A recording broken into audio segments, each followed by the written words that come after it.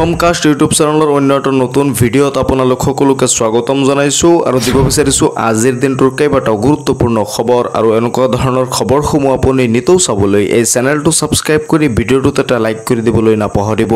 দিব বিচাৰিছোঁ আজিৰ দিনটোৰ প্ৰথমটো খবৰ। দুলীয়াজানত জুবিন গাৰ্গৰ ৰৈ ৰৈ বিনালে ছবি ভাইৰেল কৰি আটক এজন যুৱক। ধৃত যুৱকজন ২ নং চলাকটকীৰ পাৰ্থপ্ৰতিম গগৈ। ছবিখনৰ দুটা ভিডিঅ' ফেচবুকত আপলোড কৰিছিল। যুৱকজনে ছবিখনৰ দুটা ভিডিঅ' ফেচবুকত আপলোড কৰাৰ বাবে এই যুৱকজনক ইতিমধ্যে আটক কৰা হৈছে।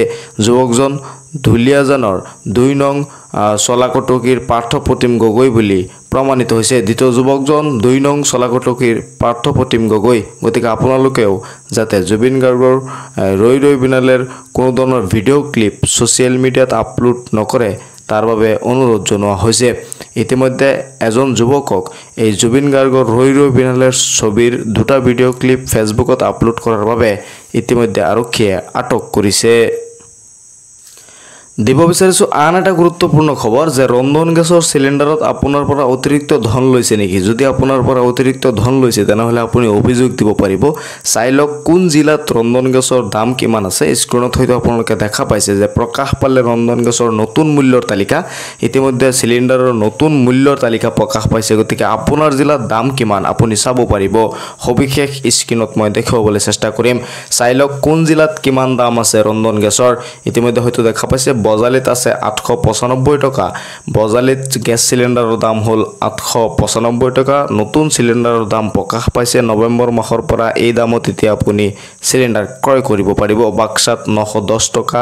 বাক্সাত যদি আপুনি চিলিণ্ডাৰ কিনিব বিচাৰে তেনেহ'লে 910 টকা দিব লাগিব। বৰপেটাত আছে 895 টকা। তাৰ পাছত হয়তো আপোনালোকে দেখা পাইছে বিশ্বনাথত আছে 918 টকা 50 পইচা। বিশ্বনাথত চিলিণ্ডাৰৰ দাম হয়তো আপোনালোকে স্ক্ৰীণত দেখা পাইছে 918 টকা 50 পইচা। বঙাইগাঁৱত 887 টকা। কাছাৰত আছে 987 টকা 50 পইচা। চৰাইদেউত আছে 838 টকা 868 টকা 50 পইচা। স্ক্ৰীণত হয়তো আপোনালোকে দেখা পাই আছে আপোনাৰ জিলাত গেছ চিলিণ্ডাৰৰ দাম কিমান আপুনি কমেণ্টছ কৰি জনাবলৈ নাপাহৰিব। চিৰাঙত আছে 887 টকা। দৰংগাত আছে 910 টকা। নগাঁৱত আছে 925 টকা আৰু নলবাৰীত আছে 910 টকা 50 পইচা। আপোনাৰ জিলাত গেছ চিলিণ্ডাৰৰ দাম কিমান আপুনি কমেণ্টছ কৰিবলৈ নাপাহৰিব। ইতিমধ্যে হয়তো এই তালিকাখন দেখা পাইছে। তালিকাখনত উল্লেখ কৰা হৈছে গেছ চিলিণ্ডাৰৰ নৱেম্বৰ মাহৰ পৰা আৰম্ভ হ'ব লগা দাম। নলবাৰীত ইতিমধ্যে 910 টকা 50 পইচা আছে গেছ চিলিণ্ডাৰৰ দাম। যদি আপোনাৰ পৰা গেছ চিলিণ্ডাৰৰ দাম বেছি লৈছে তেনেহ'লে আপুনি অভিযোগ দিব পাৰিব। অভিযোগ দিবৰ বাবে চৰকাৰী হেল্পলাইন নম্বৰত আপুনি যোগাযোগ কৰিব। আৰু গেছ চিলিণ্ডাৰৰ বিভিন্ন জিলাৰ দাম মই আজিৰ এই ভিডিঅ'টোত আপোনালোকক স্ক্ৰীণত দেখুৱাবলৈ বিচাৰিছোঁ। দিব বিচাৰিছোঁ আন এটা গুৰুত্বপূৰ্ণ খবৰ আৰু এই খবৰটো PM কিষাণক লৈ আহিছে। মই আজিৰ এই ভিডিঅ'টোত মই আপোনালোকক দেখুৱাবলৈ চেষ্টা কৰিম ভিডিঅ'টোৰ সহায়ত যে আপুনি KYC কেনেকৈ আপডেট কৰিব আৰু 21 নং কিস্তিৰ ধন কোনে কোনে পাব সবিশেষ এই ভিডিঅ'টোত আপোনালোকে জানিব পাৰিব। স্ক্ৰীণত হয়তো আপোনালোকে দেখা পাইছে আপডেট কৰি ৰাখক বেংক ডিটেইলছ। যিকোনো মুহূৰ্তত সোমাব PM কিষাণৰ 21 নং কিস্তিৰ ধন। আপুনি আপোনাৰ বেংকৰ ডিটেইলছ আপডেট কৰি ৰাখক। KYC আপডেট কৰি ৰাখক কাৰণ নৱেম্বৰ মাহ যিহেতু চলি আছে গতিকে নৱেম্বৰ মাহতেই PM কিষাণৰ 21 নং কিস্তিৰ ধন মুকলি হ'ব বুলি ইতিমধ্যে প্ৰকাশ পাইছে। গুগলতো আহি গৈছে। আপোনালোকে নিউজ চেনেলবোৰত হয়তো দেখা পাইছে। গতিকে আপুনি কেনেকৈ আপোনাৰ ডিটেইলছ আপডেট কৰিব আপুনি KYC কেনেকৈ কৰিব সবিশেষ জানিব পাৰিব এই ভিডিঅ'টোৰ মাধ্যমত। যিকোনো মুহূৰ্তত লাভ কৰিব PM কিষাণৰ 21 নং কিস্তিৰ ধন। আপুনি যিকোনো মুহূৰ্ততেই PM কিষাণৰ 21 নং কিস্তিৰ ধন পাই যাব। নতুন নিয়মেৰে এইবাৰ দেশৰ কৃষকৰ একাউণ্টত জমা হ'ব ধন। আপোনাৰ এইবাৰ কৃষকৰ একাউণ্টত আপোনাৰ নতুন নিয়মেৰে টকা সোমাব DBTৰ মাধ্যমত। আজিয়েই আপুনি কৰি লওক KYC আপডেট। যদি আপুনি এতিয়ালৈকে KYC আপডেট কৰা নাই তেনেহ'লে অতি সোনকালেই অৰ্থাৎ আজি আপুনি KYCটো আপডেট কৰি লওক। KYC আপডেট নকৰিলে লাভ নকৰিব আপুনি PM কিষাণৰ ধন। যদি আপুনি KYC আপডেট নকৰে তেনেহ'লে আপুনি PM কিষাণৰ ধনৰ পৰা বঞ্চিত হ'ব।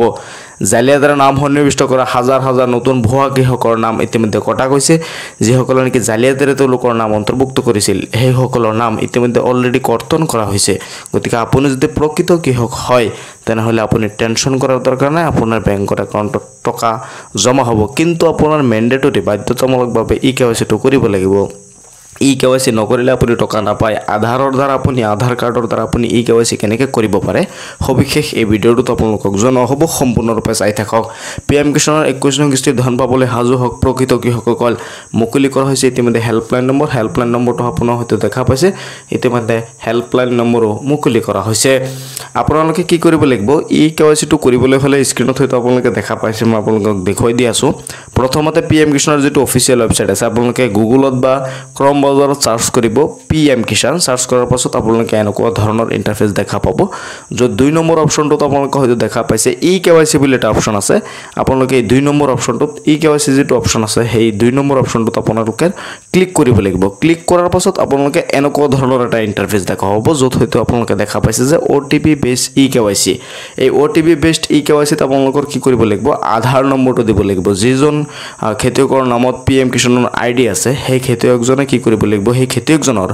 আধাৰ নম্বৰটো বা সেই কৃষকজনৰ আধাৰ নম্বৰটো ইয়াত বহাব লাগিব বহোৱাৰ পিছত আপোনালোকে সাৰ্চ অপচনত ক্লিক কৰি দিব কৰি দিয়াৰ লগত আপোনাৰ মোবাইলত এটা OTP আহিব সেই OTP টি বহাই দিয়াৰ পাছত আপুনি সাবমিট অপচনত ক্লিক কৰি দিয়াৰ লগে আপোনাৰ KYC টো সম্পূৰ্ণ হৈ যাব আপুনি OTP বেস KYC এনেকৈ আপুনি ঘৰতে বহি মোবাইলৰ জৰিয়তে কৰিব পাৰিব গতিকে এতিয়ালৈকে যদি আপুনি KYC কৰা নাই তেনেহলে PM কিষাণৰ যেটো অফিচিয়েল ৱেবসাইট আছে তাত যাওক গৈ পেলাই KYC টো সিলেক্ট কৰি আপুনি আধাৰ নম্বৰ দি পেলাই আপুনি KYC টো কৰি লওক যদি আপুনি কৰাত অসুবিধা পাই আছে বা আপুনি যদি নাজানে তেনেহলে জুনে ভালকে কৰিব পাৰে বা কম্পিউটাৰ বা CSC চেণ্টাৰত গৈ পেলাই হলো আপুনি KYC টো আপডেট কৰক কাৰণ ইতিমধ্যে ৱেবসাইটত উল্লেখ কৰা হৈছে আপোনালোকে হয়তো দেখা পাইছে যে KYC is mandatory for PM Kisan registered farmers OTP based KYC is available on PM Kisan portal or nearest CSC center may be contacted for biometric based KYC OTP based যেটি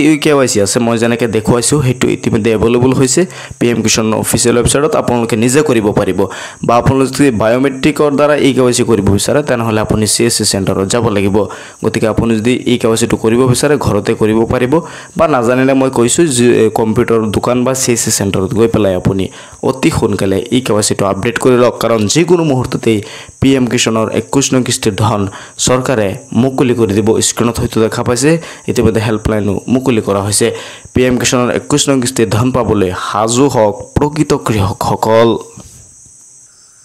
দেব বিচাৰিছো আন এটা গুৰুত্বপূৰ্ণ খবৰ আৰু এই খবৰটো মহিলা উদ্যমিতা আঁচনিক লৈ আহিছে যে ৰাজ্যৰ মুখ্যমন্ত্ৰী ডক্টৰ হিমন্ত বিশ্ব শৰ্মাই আজি শোণিতপুৰত কি কৰিছে 31045 গৰাকী মহিলাক এই 10000 টকাৰ চেক প্ৰদান কৰিছে উদ্যমিতা আঁচনিৰ ধন আজি প্ৰদান কৰিছে 31045 গৰাকী মহিলাক শোণিতপুৰত ডক্টৰ হিমন্ত বিশ্ব শৰ্মাই আজি ধনৰ যি টকা আছে টকাৰ চেক আজি বিতৰণ কৰিছে মহিলাসকলক পুঁজিৰ সৎ ব্যৱহাৰ কৰিবলৈ মুখ্যমন্ত্ৰী আহ্বান জনোৱা হৈছে মুখ্যমন্ত্ৰীয়ে গৰাকী আহ্বান কৰিছে যে মহিলাসকলক যাতে এই টকাৰ সৎ ব্যৱহাৰ কৰে শোণিতপুৰত মুখ্যমন্ত্ৰী ডক্টৰ হিমন্ত বিশ্ব শৰ্মাই আজি 31045 গৰাকী মহিলাক মহিলা উদ্যমিতা আঁচনিৰ ধন প্ৰদান কৰে আৰু ধন প্ৰদান কৰি মহিলাসকলক পুঁজিৰ সৎ ব্যৱহাৰ কৰিবলৈ তেওঁ আহ্বান জনাইছে আপোনাৰ জিলাত এই ধন কেতিয়া বিতৰণ কৰা হ'ব আপুনি কমেন্টছ কৰি জনাবলৈ নাপাহৰিব আপুনি এই ধন পাইছে না নাই কমেন্টছ কৰিবলৈ নাপাহৰিব উল্লেখ্য যে আজি শোণিতপুৰত ৰাজ্যৰ মুখ্যমন্ত্ৰী ডক্টৰ হিমন্ত বিশ্ব শৰ্মাই 31045 গৰাকী মহিলাক মহিলা উদ্যমিতা আঁচনিৰ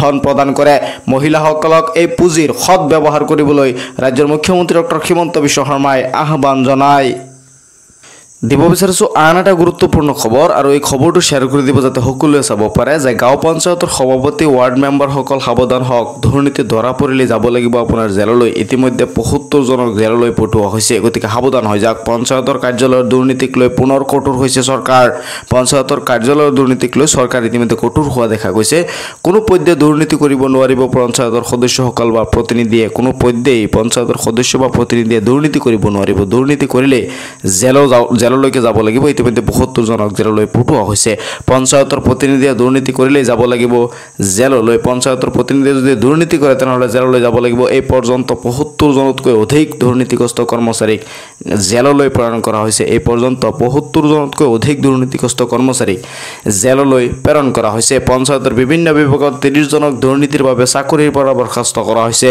পঞ্চায়তৰ বিভিন্ন বিভাগৰ 30 জনক দুৰ্নীতিৰ বাবে চাকৰিৰ পৰা ইতিমধ্যে বৰখাস্ত কৰা হৈছে হৈছে পঞ্চায়তৰ যিকোনো কাম কাজক লৈ দুৰ্নীতি কৰিলে বিপদ নিশ্চিত যদি আপুনি পঞ্চায়তৰ যিকোনো কাম কাজক লৈ দুৰ্নীতি কৰে তেনেহলে আপোনাৰ কাৰণে বিপদ নিশ্চিত পঞ্চায়ত কাৰ্যালয়ত মহিলা পঞ্চায়তৰ প্ৰতিনিধিৰ স্বামী প্ৰৱেশক লৈ ডাঙৰ মন্তব্য মহিলা সদস্যৰ স্বামীয়ে প্ৰৱেশ কৰিব নোৱাৰিব পঞ্চায়তৰ কাৰ্যালয়ত মহিলা সদস্যৰ স্বামীয়ে পঞ্চায়তৰ কাৰ্যালয়ত প্ৰৱেশ কৰা নিষেধ পঞ্চায়তৰ কাম কাজতো কৰিব নোৱাৰিব কোনো ধৰণৰ হস্তক্ষেপ স্বামীয়ে কোনো ধৰণৰ হস্তক্ষেপ কৰিব নোৱাৰিব পঞ্চায়তৰ কাৰ্যালয়ত ইতিমধ্যে এই ঘোষণা কৰিছে মন্ত্ৰী ৰঞ্জিত কুমাৰ দাসৰ এই ডাঙৰ মন্তব্য ইতিমধ্যে আহি গৈছে যে মহিলা সদস্যৰ স্বামী পঞ্চায়তত গৈ কোনো কাম কাজত হস্তক্ষেপ কৰিব নোৱাৰিব মন্ত্ৰী ৰঞ্জিত দাসৰ ডাঙৰ মন্তব্য পঞ্চায়তৰ কাম কাজতো কৰিব নোৱাৰিব হস্তক্ষেপ মহিলা সদস্যৰ স্বামীয়ে প্ৰৱেশ কৰিব নোৱাৰিব পঞ্চায়তৰ কাৰ্যালয়ত গতিকে এই খবৰটো শ্বেয়াৰ কৰি দিব যাতে সকলোৱে চাব পাৰে গুৰুত্বপূৰ্ণ খবৰ